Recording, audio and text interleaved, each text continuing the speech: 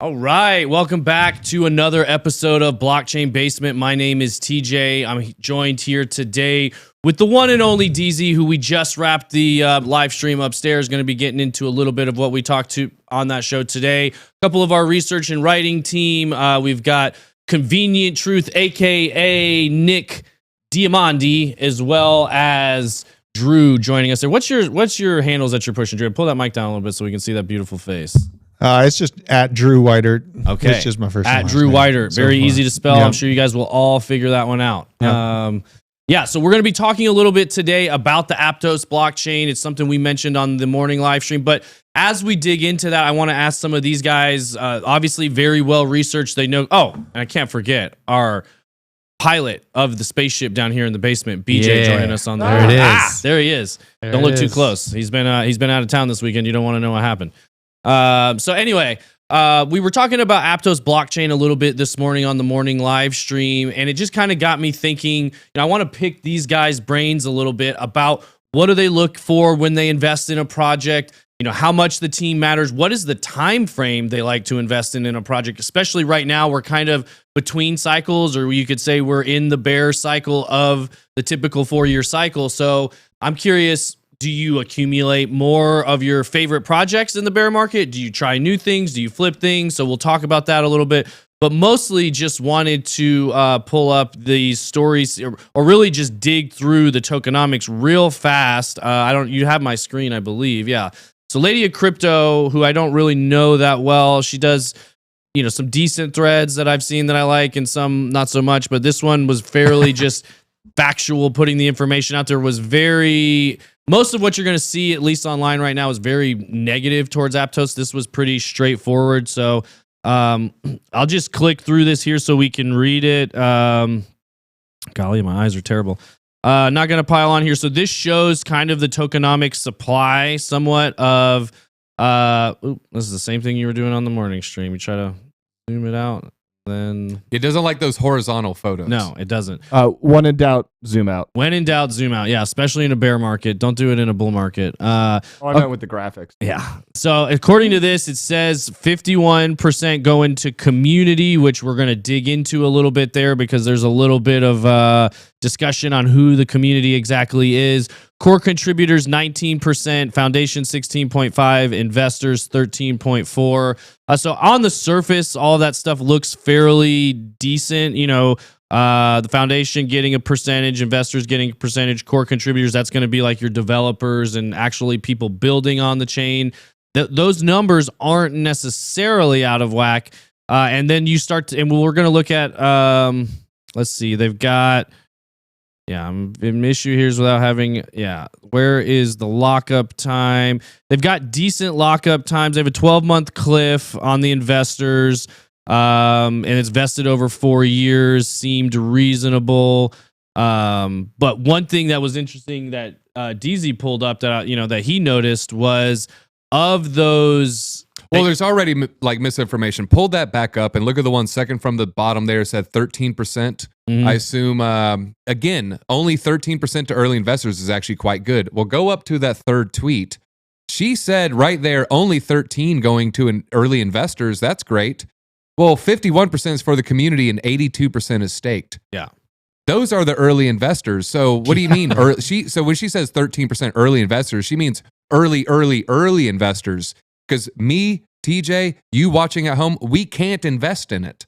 So what exactly is an early investor? The early investors are the people who already have money. Not that early is only 13%. No, most of it's already out there. The early investors already wet their beak. Yeah, for most of you guys at home, don't realize I wouldn't say all the projects, but most projects that launch today, they have what they call pre-sale rounds and seed rounds where the A16, let's talk about that a little bit. The team behind this A16Z, Jump, and A16Ds and Andreessen Horowitz, Binance, obviously, FTX. I think those are the main four right there. Yeah, I mean that's your big money right there. So those are all the guys that got in extremely early, and they're going to be getting an insane X off of this. Generally speaking, it launches considerably higher than the price they got in at, and retail, you guys, the community is who ends up buying the bags and adding what is a lot of the exit liquidity. Another thing that we noticed in the white paper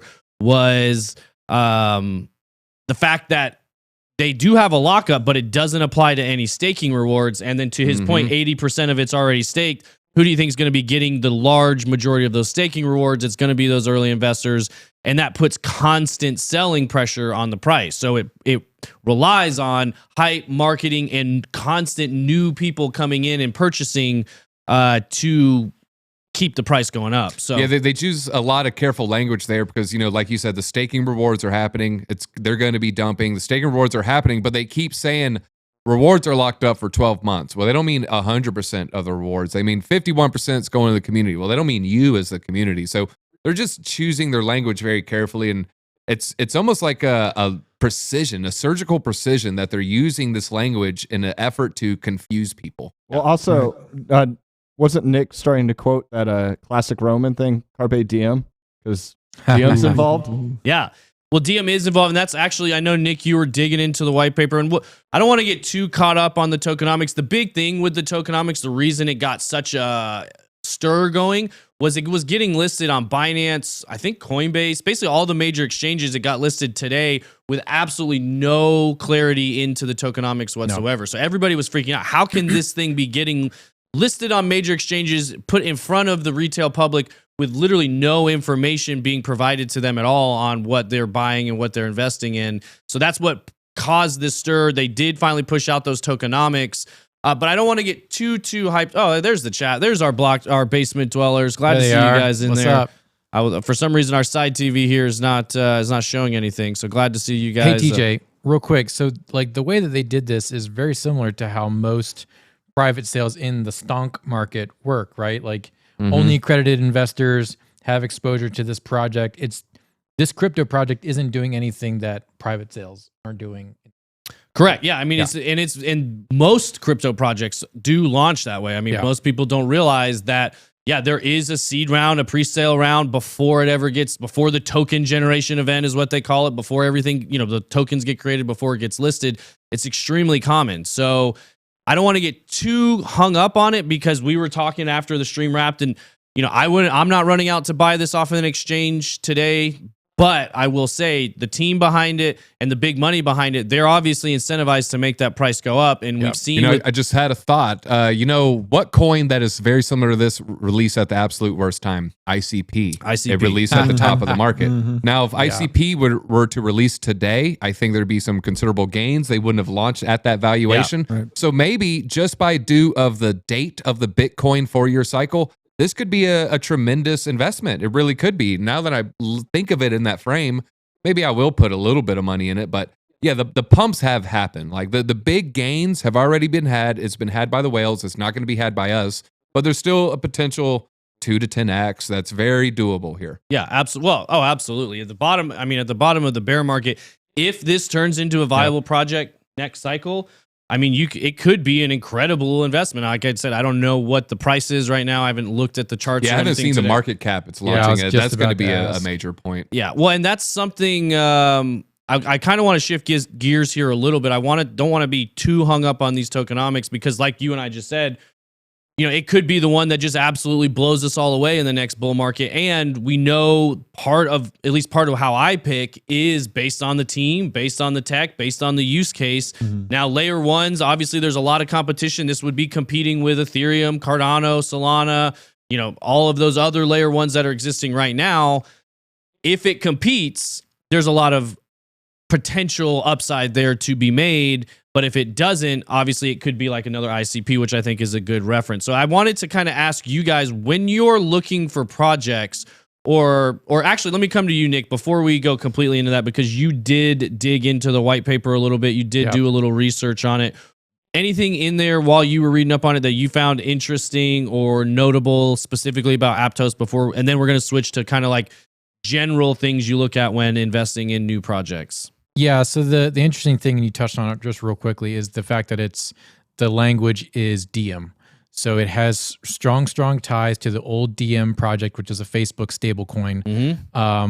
and it's a smart contract platform, but it's unlike any other language that's currently out there. So like there's Plutus for Cardano, there's Solidity for Ethereum, I guess JavaScript for XRP.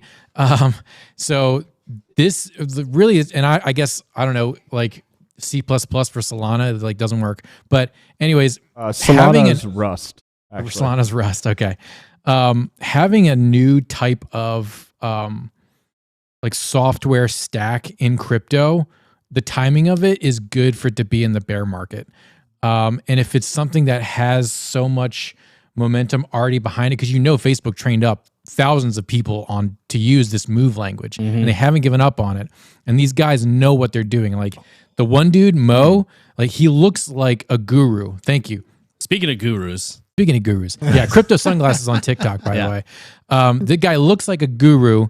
The other dude, Ong, I think his name, he worked for Sandia Labs. Yeah. So like these guys know what is going on. This is not some fly-by-night project. They're here to not just do a pump and dump. It's not like ICP. Like ICP was like scammy from the get-go. As soon as I saw their website, I was like, okay, this is really whack. And the fact you have to like lease a node from ICP is totally whack. This is not that. They're really trying to do something. What they're trying to do, they need to define that a little bit better. But yeah, and Fago's terrible. We all know that. No, you bring up a good point where Facebook obviously probably did coach up hundreds or thousands of people in this product. And there is going to be some of these people that they have enough money from Facebook and they're going to retire, quote unquote, and then they're going to start their own business. I'm not saying, a PayPal mafia is going to emerge from this, but I do think there's a good potential of those hundreds or thousands of people that some break off, maybe build on this chain. Drew, do you think that's a possibility, or am I just trying to make some hopium here? No, I mean, I think what you're saying is dead on. And really what, I'm always trying to line up with projects that are set up with the right people or companies around them to actually get themselves in the limelight in front of the public for when that large amount of interest comes back into the market. It goes in ebbs and flows, and it's all about if you have that marketing position for when the time it comes back. And yeah, I mean, it's a high risk, high reward type situation, in my opinion. Nothing that I put all of my work towards during bear markets for sure, even bull markets for that matter. But I always like to be involved with these things on the front end just to see where they might end up taking me. Well, yeah, and for those of you guys who don't know, I mean, we're referring to Diem. That was Facebook, or Meta's at the time. They were still Facebook stablecoin project. I believe it was 2019 that it got a lot, or it could have been later. It got killed in 2019. Yeah, it got basically killed by the U.S. government, and that's in a lot of ways that was the moment I felt like the U.S. government woke up to the threat of stablecoins to the dollar, because they basically came out and said straight up they blocked it in Congress. They had all kinds of partners. They had MasterCard on board. They had Visa on board. They had big partners. And it was like, wow, this looks like it's going to be huge. Facebook's going to put out their own stable coin. It will immediately be a huge competitor in stable coins. It will immediately put digital currency in the hands and in the pockets of billions of people in all kinds of economies across the world. They freaked out. That's going to be a huge catalyst. And the government, basically Congress, the United States, came out and said, wait. What is that going to do to the sovereignty or the overarching power of the US dollar? And it's like, it doesn't give it as much of a stranglehold. Yeah. And then what do we see since then? USDC Circle, which is Goldman Sachs, puts out USDC. It gets huge inroads across the stablecoin system. And now we're looking at major stablecoin regulation coming out of the United States.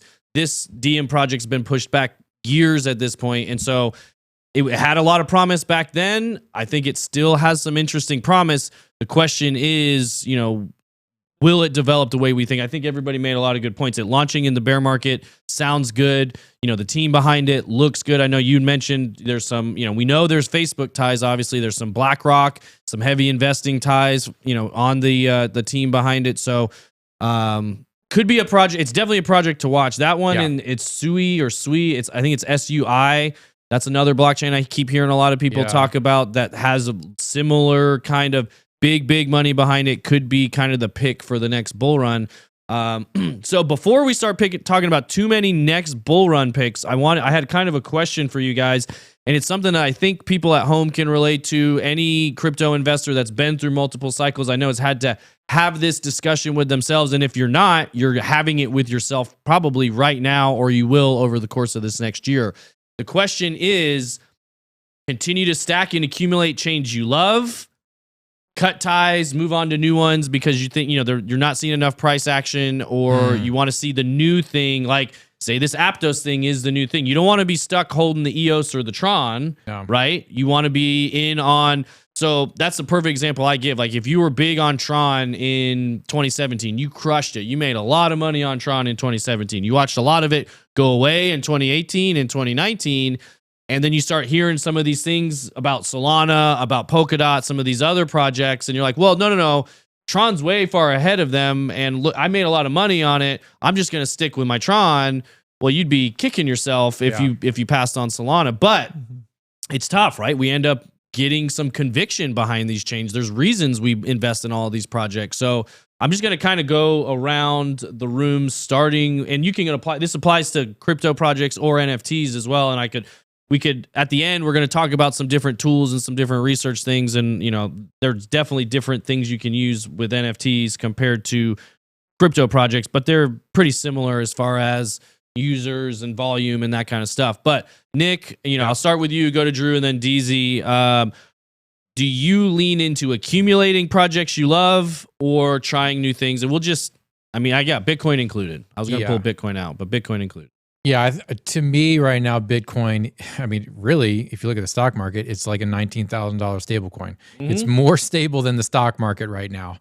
To me, that's not just an investment for the future. It's a alternative financial system. So that's the way I look at it. I'm always DCAing into Bitcoin. And then there's like 5 coins that are kind of tried and true projects that I know are in it for the long haul.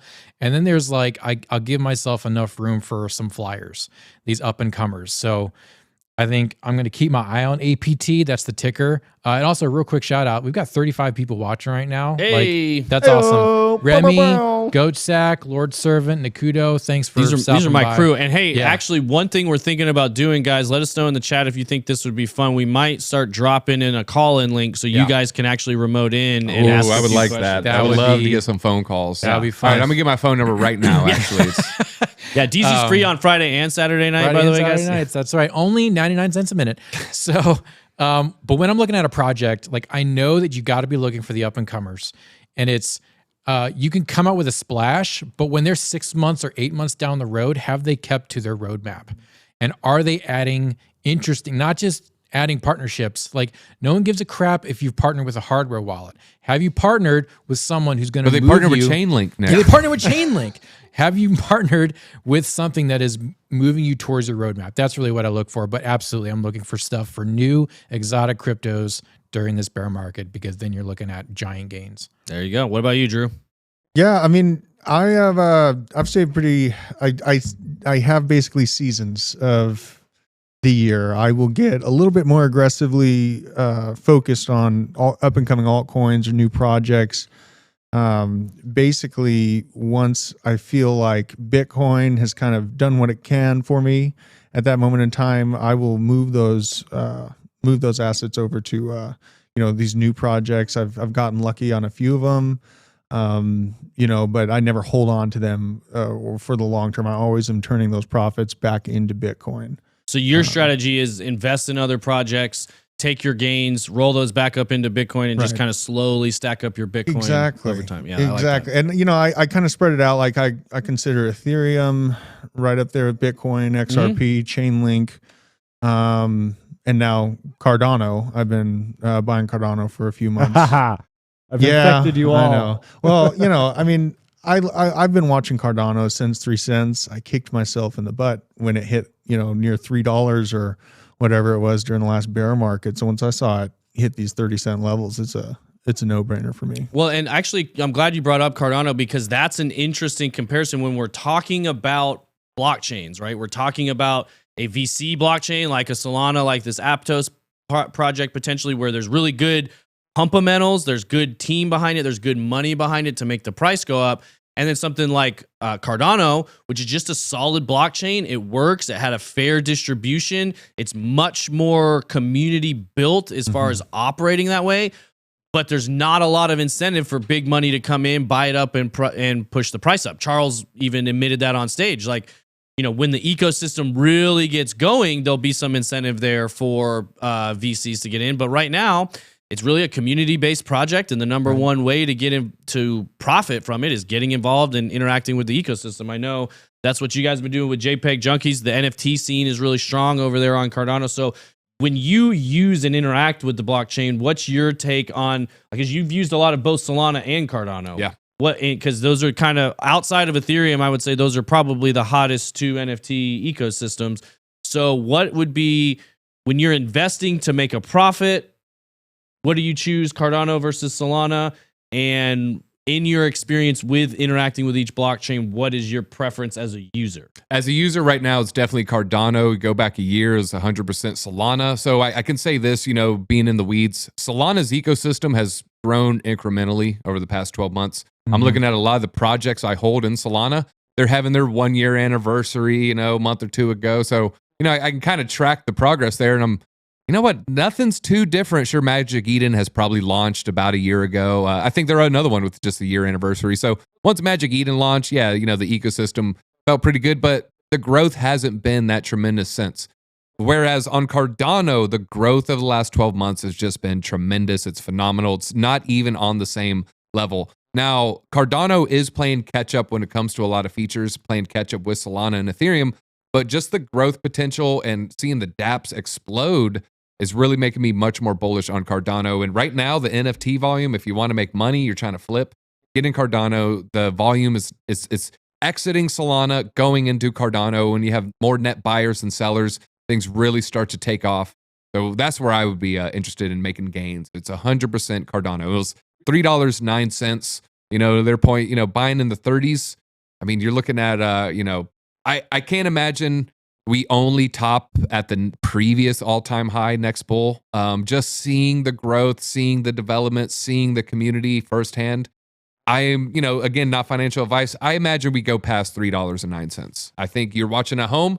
You're probably agreeing with me that we will pass $3.09. Right now, it's in the 30s. Do the math there. I mean, what is it going to do? Go to $5, $6, $8? I don't know, but I think it's going more than 3, and that's a 10x from here. Yeah. I saw a funny side note researching this Aptos story this morning. A token Apricot caught some accidental tailwinds of people searching the wrong ticker and buying Apricot. Oh, I saw that. That's always fun. It increased by 70%. Yeah, I saw that in the same first thing. few It hours. was one market buy and it jumped just 70. one person decided. Good luck selling that. Yeah. There's zero liquidity. So really good points there on the Cardano stuff and on the ecosystem. And that was, it kind of comes back to that same question you were talking about, getting back up above previous all-time highs. And that's always the math everybody does. Like, okay, if it was here, then we got this drawdown. When Bitcoin's price is back up to there, we should be sitting around this price. And that is generally true if they're staying around. And so, in token supply, we should throw out, token supply could increase such a great amount where the actual market cap is higher, although the coin is lower. But Cardano, it kind of just has a steady drip of around roughly 4%. Well, also the increasing staking supply as well. So you have your circulating supply with Cardano. Yep, you average on 6 or 70% stake. So watching So that just level as just well. doing the back of the napkin math real quick. If Cardano were to get to Ethereum's current market cap, which Ethereum's Are you current just market on cap, coinperspective.com? I am. Yeah. .io. Yep. well, that's going to be, that's a Moon perfect Math segue. No, website. go ahead. That's a perfect segue. You don't even know what I was about to say next. All right, but that's perfect. perfect. Currently, Ethereum has a $157 billion market cap. If Cardano was to get to that, each ADA would be $4.66. There you go. And that's definitely achievable after Yes, the next bull run. for And sure. a lot of this money coming into the system will definitely move everything up in that direction. So staying power of a blockchain, in my opinion, is extremely important. Staying competitive, staying up at the top of CoinMarketCap's, like XRP, even though it didn't do that well this cycle due to the SEC lawsuit, it still has brand awareness. It's still right there at the top. Yep. And when it doesn't have that hanging over its head, I think it'll probably do well next cycle. But On the point of staying power, I mentioned last time EOS and Tron. They're both still here, but you're not happy if you're sitting in them through this last cycle because all these new layer ones just came in and blew them away. So like in the back of my mind, I'm always paranoid about, are you holding, are you sitting on Polkadot thinking it's going to crush next cycle? You're doing that math of what it's going to get back to, but then Polkadot is the EOS of the last cycle. What's the next EOS? Exactly. Ooh. Is it Solana? Like we're doing all that math For of sure. Solana, and could it not recover? So it's a tough choice on being married, like married to your bags and knowing when to cut bait and move on pretty quick. Right. So for me, I'll go ahead, BJ. What do you I got? was going to say, I know I keep bringing this up, but I think one of the big things to follow are specifically anything on Rust, because I think that's going to be the next programming language that kind of pushes things to scalability and security, and primarily security, because it's one of the few languages that has single access point attack vectors. So unlike most things, once you get in, you're in. With this, if you get into a single spot, you still have to get into the next one, and then the next, and the next. So I've been watching that and trying to learn about that a lot more. Plus, computation-wise, it's faster than any programming language that's out there, because what you program in and what the computer uses are the same languages, instead of going through the middleman of a compiler and all this boring stuff. Mm-hmm. No, that's a perfect point. That's actually part of what attracted me to Cardano originally, was the way, even though they've got their own programming language, it's not prescriptive. It's I can't think of the other one. Not predictive, but basically what it is, the computer, you tell the computer what to do, what action you want it to achieve. I need you to go from A to B, and it figures out the path, versus telling it, I need you to do step 1, 2, 3, 4, 5. Descriptive versus prescriptive. Yeah, that was what I was looking for. So looking at the programming language is a very important key. I would say looking at the team is important, looking at the supply, the tokenomics, all that stuff we talked through today, very important. The staying power, very important. And we'll probably end up, we're running out of time right now. We'll have to do another episode on tools, on research tools to get all this information. What was the website you had just pulled up there? Coin Perspective. Coin Perspective, which gives you Best website ever. Yeah, Really. it gives you some perspective on what projects would be with other market caps, given their total supply, or at least the total liquid supply and all that kind of stuff. I did want to mention, obviously, Coin Market Cap is one we use on the morning show all of the time. What do you use to look at TVL? I like CoinGecko. Also, when it comes to those. DeFi Llama. Yeah, DeFi I was going to say DeFi Llama is what I use to look at for TVL. You hear us talk, when we hear TVL, that's total value locked. If you're trying to see how many of the tokens on one chain are locked up or staked for returns, DeFi Llama will give you that.